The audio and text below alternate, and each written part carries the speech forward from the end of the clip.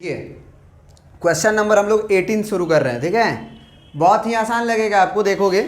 ठीक है, क्या कह रहा है कि a spiral is made up of a spiral is made up of successive semi circle with centre alternatively at A and B. ठीक है, क्या कह रहा है कि एक स्पाइरल है, स्पाइरल वो बना हुआ है सक्सेसिव सेमी सर्कल से। सक्सेसिव का मतलब होता है लगातार, लगातार जो है वो सेमी सर्कल से बना हुआ है। और सेमी सर्कल बनेगा तो रेडियस और डायमीटर भी होगा, क्योंकि कोई भी सर्कल आप बनाते हो तो आपका रेडियस और डायमीटर यूज होता है।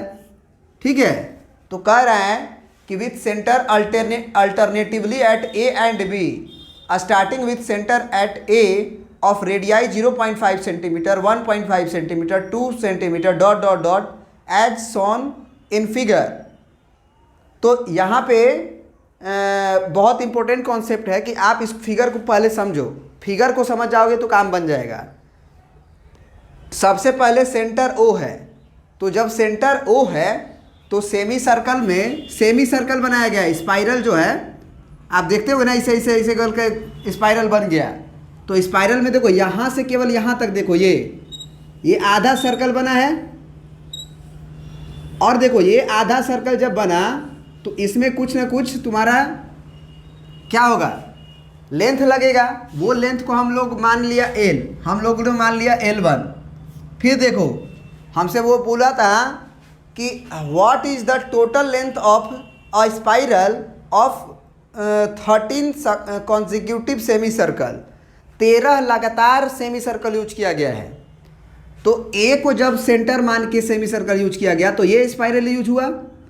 अब सेंटर मान लिया गया बी को, तो अब ऊपर वाला देखो मत, अब बी को सेंटर देखो और नीचे देखो, नीचे दिख रहा है सेमी सर्कल, बोलो। ये बी को सेंटर मान के एक सर्कल तुम्हें नीचे की तरफ दिख रहा है, बोलो। बी को सेंटर मानो, अब ए को भूल जाओ, बी सेंटर हो गया है तो इसका लेंथ हो गया L2। ये दूसरा स्पाइरल था। अब देखो जब यहाँ पे हमारा आया तो ये हो गया मान लो सेंटर C। अब इसको सेंटर मान के एक सर्कल बनाया गया, इसको सेंटर मान के क्या बनाया गया, पहले इसको माना गया था, अब इसको सेंटर मानोगे। अब इसको सेंटर मानोगे तो देखो सर्कल क्या बनेगा, सेंटर अलग अलग क्या हो रहा है, बदल रहा है ना। तो शुरू में ए सेंटर था तो ये सर्कल हुआ, फिर बी सेंटर हुआ तो ये हुआ, सॉरी बी सेंटर हुआ तो ये हुआ। अब सी सेंटर होगा तो कौन होगा बताओ, ये वाला होगा ना ना। तो उसका लेंथ क्या होगा, क्या कह सकते हो, L3 होगा। इसी तरह से कै गो स्पाइरल लगा है तुमको, 13 गो ना। इसी तरह कै गो लगा है तुम्हारा, 13 गो। देखो जब ई सेंटर माने थे तुम, जब ये सेंटर माने थे तो ये स्पाइरल हुआ था यूज, याद रखना। तो इसी तरह से आगे बढ़ते हुए जब जा रहे हो तो तुमको कै गो सेमी सर्कल यूज करना है, 13 गो सेमी सर्कल यूज करना है। समझे बात को। तो अब एक बात बताओ, सेमी सर्कल का फॉर्मूला क्या होता है,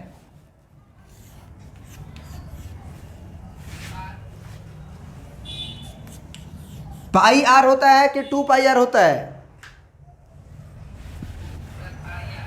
पाई आर, क्योंकि पूरा सर्कल का सरकमफेरेंस 2 पाई आर होता है। तो इसका हो जाएगा पाई R1। दूसरा सर्कल के लिए L2 स्पाइरल के लिए पाई R2, तीसरा के लिए पाई R3 डॉट डॉट डॉट, 13वां के लिए पाई R13। कोई दिक्कत। अब यहाँ पे पाई कॉमन ले लो तो ये radius 1 plus radius 2 plus radius 3 plus dot dot dot plus radius 13 तक। अब एक बात बताओ हमें, पाई का वैल्यू तो उन्होंने क्या बोला, 22/7 लेने के लिए। और शुरू वाला जो रेडियस था, जो सेंटर ए मान के बनाया गया था, उसका रेडियस कितना था, 0.5 सेंटीमीटर। तो 0.5 प्लस अगला का रेडियस कितना था, 1.5, तो R2 हो गया। फिर R3 का रेडियस क्या था 2 सेंटीमीटर। तो क्या ये तुम समझ पा रहे हो कितना कितना बड़ा है 0.5 बड़ा है, तो अगला क्या होगा 2.5। इसी तरह से क्या गो स्पाइरल है तुम्हारा अप टू 13 है ना, मतलब अप टू 13 टर्म लिख सकते हो, अप टू 13 टर्म। अब जरा बताओ यहाँ पे हम लोग 22/7 तो कॉमन ले लिए, क्या इसे ऑब्जर्व कर सकते हो कि ये एक एपी है जिसमें 0.5 0.5 0.5 0.5 जोड़ा गया है। तो ये एपी के सम का फार्मूला लिखो, 13 गो टर्म है, तो ये S13 के बराबर होगा, S13 के बराबर होगा। कॉमन डिफरेंस का ही नहीं इक्वल है, 0.5 नहीं है सब में।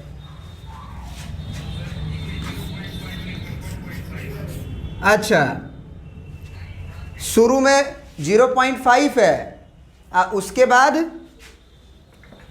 हम ही गलती लिखे हैं क्या? हाँ, हम ही गलती लिखे हैं। 0.5 के बाद 1 है, उसके बाद तुम्हारा 1.5 है, उसके बाद तुम्हारा 2 सेंटीमीटर है। तो यहाँ भी गलती हुआ है, यहाँ पे भी आपको क्या करना होगा +1 करना होगा। बहुत बढ़िया। ये 13 टर्म है, तो ये टोटल जो पूछा है लास्ट में, total length of such spiral, तो टोटल लेंथ ऑफ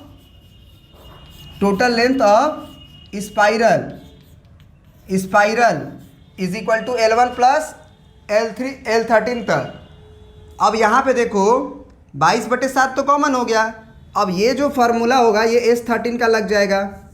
अब यानी कि आप लिख सकते हो 22/7 और S13 का फार्मूला क्या हो जाएगा 13/2 और इंटू बोलो 2a plus 12d, 12 into D होगा। अब यहाँ पे जो है तुम ये 2 से काट लो, 11 बार में कट जाएगा, तो ये 11 गुना 13/7 और ब्रैकेट के अंदर कितना होगा 2 इंटू a करोगे तो a का वैल्यू 0.5 है, तो 5 दूना 10, 1 हो जाएगा, प्लस 12 इंटू डी करना है। तो कॉमन डिफरेंस का वैल्यू कितना दिया हुआ है यहाँ पे 0.5। तो 12 में अगर 5 का गुना करोगे ना तो 12 5 60 होगा, तो 6 हो जाएगा। बोलो, क्योंकि 6.0 होगा तो 6 1 7 से 7 कट गया, तो ये कितना आ गया 13 एकम 13 और 13 और 1 14 सेंटीमीटर में दिया गया था ना, तो 143 सेंटीमीटर स्पाइरल का टोटल लेंथ यूज होगा। समझ में आया? प्रिंट कर लीजिए।